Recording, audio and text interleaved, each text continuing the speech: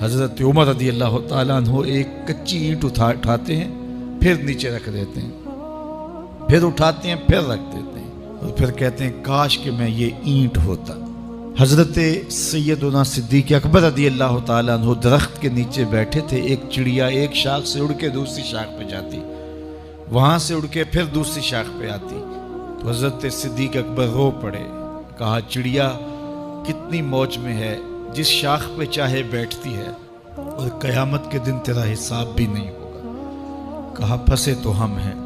رسول کریم صلی اللہ علیہ وآلہ وسلم سے لوگوں نے کہا حضور آپ بوڑھے ہو گئے۔